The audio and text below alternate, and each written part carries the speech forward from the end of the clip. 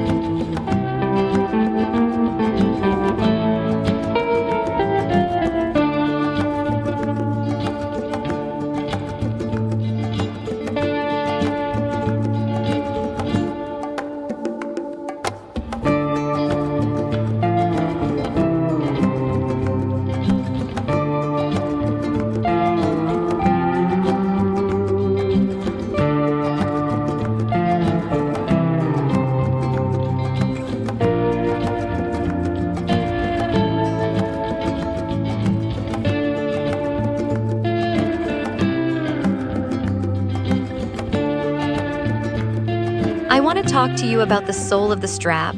In the fashion world, a strap is never just a handle. It is the bridge between the object and the human body. It's where the bag interacts with your shoulder, your movement, and your posture.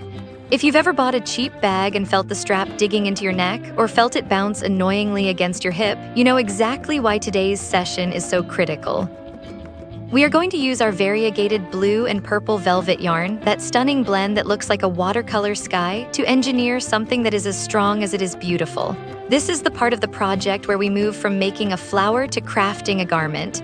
So take a deep, centering breath. Let the soft texture of the velvet ground you. We are about to begin the longest, most meditative part of our journey. A THE Architect's Blueprint, Length, Width, and Physics. Before our hook even touches the yarn, we need to talk about the physics of crochet. Every fiber has a memory and a stretch factor. Velvet or chenille yarn is a luxury fiber.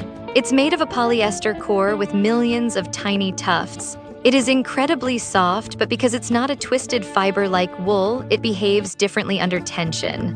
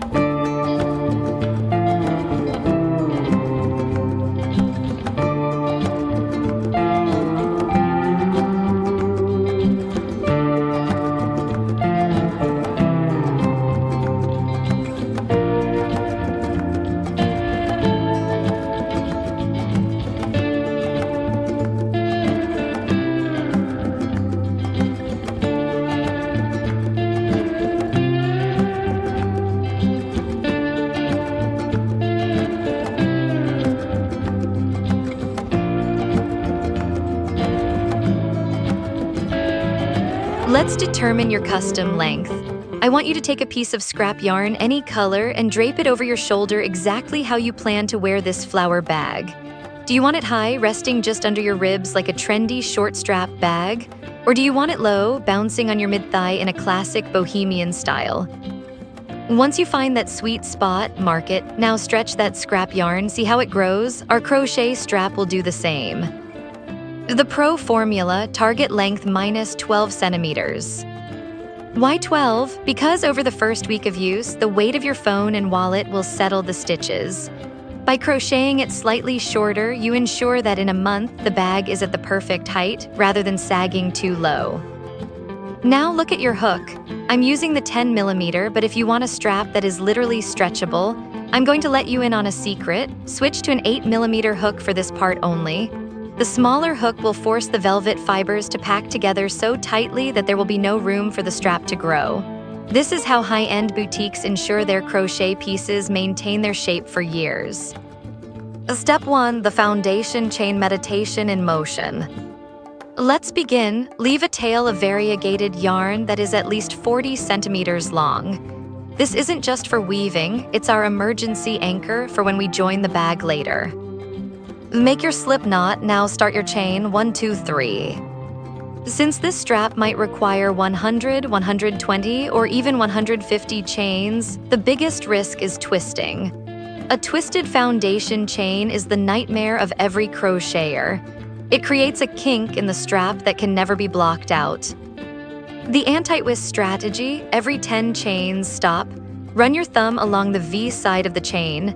Make sure they are all looking at you like a little row of soldiers. If you see one V turning away, untwist it now.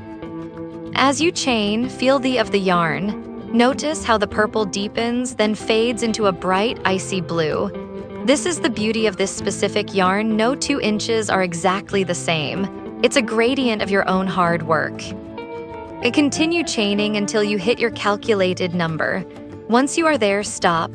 Hold the chain up to your body one last time. Does it look right? Remember, it's better to be 5 chains too short than 5 chains too long.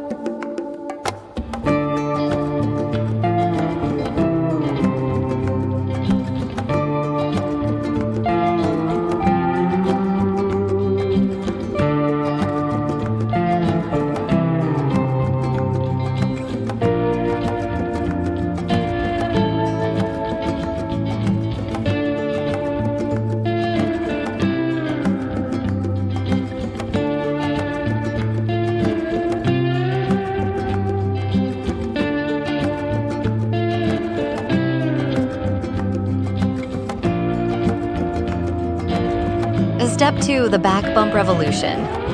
Now we are going to do something that 90% of beginners skip, but it's the hallmark of a master. Instead of turning and crocheting into the top of the V, flip your chain over, look at the back. See those little horizontal bumps? They look like tiny vertebrae in a spine. We are going to work our first row into these back bumps. Why? Because when you use the back bump, the V shape of the foundation chain is left untouched at the bottom. This creates a mirrored edge. The top and the bottom of your strap will look identical. It gives the strap a finished look from the moment you start. Insert hook into the first bump. Yarn over, pull up a loop, yarn over, pull through 2. This first row is slow, it's a test of patience. The velvet can make these bumps hard to see, so use your sense of touch, feel for the ridge. 1, 2, 3. As you work this row, you are creating the spine of your bag. This is what prevents the strap from snapping. This row provides the structural hoop that will hold your belongings. Take your time, enjoy the silence. Enjoy the sound of the hook sliding through the soft velvet. Step 3, the double width ribbing, the comfort layer. You've finished row 1, now we have a long, thin cord, but we want luxury. We want a strap that feels like a pillow on your shoulder. Chain 1 and turn. Now we are going to work in back loops only, BLOs.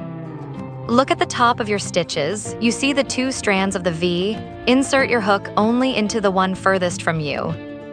By doing this, we create a beautiful horizontal ridge along the center of the strap.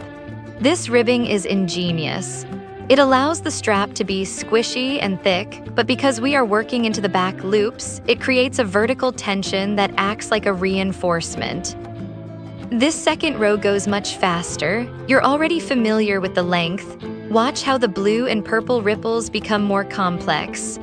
The variegated yarn is now stacking on top of itself, creating a marbled effect. Pro tip, if you find that the edges of your strap are looking a bit wavy, it means your tension is loosening. Focus on keeping your yarn hand steady. You want a strap that is a perfect straight rectangle. If you want a truly chunky statement strap, you can even go for a third row. This is especially good if you plan to carry heavy items like a camera or a thick book. For most, 2 rows of this chunky velvet are the perfect balance of weight and comfort. Step 4, the FINISHING ceremony and the pull stress test.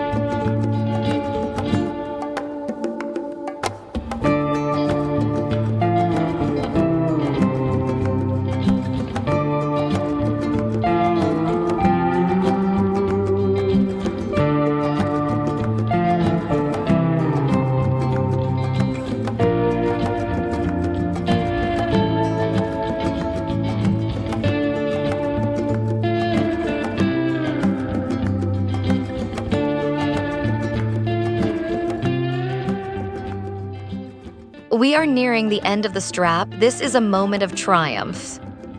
Before you fasten off, I want you to do a stress test.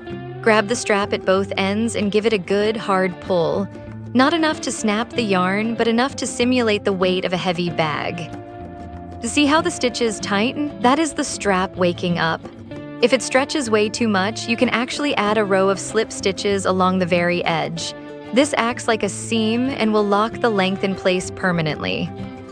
Now chain 1 and cut your yarn. Leave a very, very long tail. I want you to leave at least 50 centimeters. Why so much? Because when we attach this strap to the flower, we aren't just going to sew it once. We are going to sew it in a box and cross pattern, going back and forth multiple times. The join is the heartbeat of the bag. If it fails, the bag fails. We are going to make it indestructible. Run your hand down the finished strap. Feel the ridges. Admire the way the blue and purple transition. You've just created a custom, ergonomic designer strap from a ball of yarn. That is a superpower. A conclusion, the calm before the assembly. You've done it. You've completed the 3 pillars of the chunky flower bag. The vibrant front face. The resilient back panel. The engineered comfort strap. To take a moment to lay them all out on your table, it's no longer just yarn, it's a kit. It's a bag waiting to be born. Go ahead and weave in any middle tails now. Clean up your workspace.